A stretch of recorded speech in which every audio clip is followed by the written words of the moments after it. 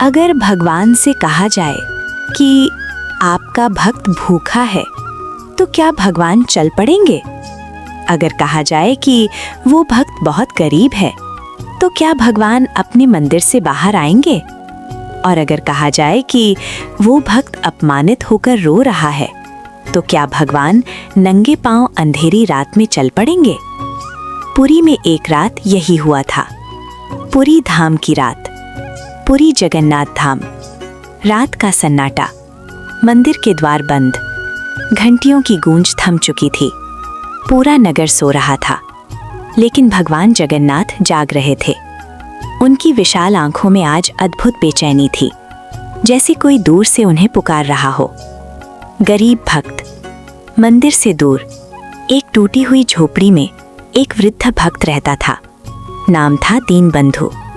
ना धन था, ना परिवार, ना धर्म में अन्न। उसके पास बस भगवान जगन्नाथ का नाम था। दिन भर वो मंदिर के बाहर बैठता। कभी कोई महाप्रसाद दे देता तो वो उसे प्रसाद नहीं, भगवान का आशीर्वाद समझता। अपमान और भूख। उस दिन भाग्य साथ नहीं था। एक सेठ ने कहा, यहाँ से हट जा। एक सेवक बोला, आज महाप्रसाद खत्म हो गया। दीनबंधु चुपचाप लौट आया। पेट खाली था, लेकिन मन में शिकायत नहीं थी। वो बस बोला, हे प्रभु, आज नहीं मिला तो क्या हुआ? आपने कल भी तो संभाला था। भूखी रात। रात हो गई। झोपड़ी में ना दीपक था, ना भोजन, ना सहारा।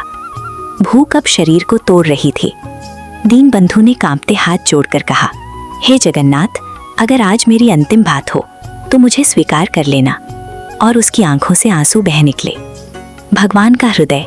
उसी क्षण मंदिर के गर्भगृह में एक हल्का सा कंपन हुआ। भगवान जगन्नाथ अपने सिंहासन से उठ खड़े हुए। उन्होंने अपने चरणों के स्वर्ण आभूषण उतारे और गंभीर स्वर में बोले, जब मेरा भक्त भूखा हो तो मेरा सिंहासन किस काम का?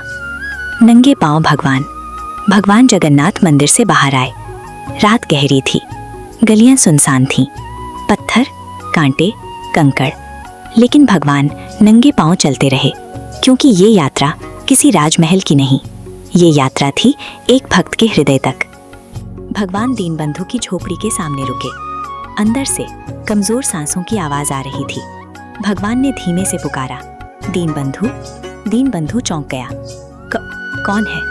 जब दीनबंधु बाहर आया तो उसके पैरों तले जमीन खिसक गई। सामने भगवान जगन्नाथ खड़े थे। दीनबंधु जमीन पर गिर पड़ा। प्रभु, आप यहाँ? भगवान ने उसे उठाया और करुण स्वर में बोले, जब भक्त रोता है तो भगवान चल पड़ते हैं। भगवान जगन्नाथ अपने हाथों से दीनबंधु को भोजन कराने लगे। हर निवाले के साथ दीनबंधु की आंखें भर आती। वो बोला, प्रभु, मैं कौन हूँ जो आपने इतना कष्ट उठाया? भगवान मुस्कुराए, मेरे लिए भक्त ही सबसे बड़ा मंदिर है। सुबह का रहस्य। अगली सुबह मंदिर में हलचल थी। सेवकों ने देखा, भगवान के चरणों में कांटों के निशान थे। पुरी में चर्चा फैल गई और दीनबंधु की झोपड़ी दिव्य प्रकाश से भर चुकी थी। ये कहानी हमें याद दिलाती है, भगवान को पाने के लिए धन नहीं चाहिए, ऊंचा कुल नहीं चाहिए, बस सच्चा हृदय चाहिए। क्योंकि भगवान सिंहासन पर नहीं, भक्त के आंसुओं में बसते हैं। जय जगन्नाथ।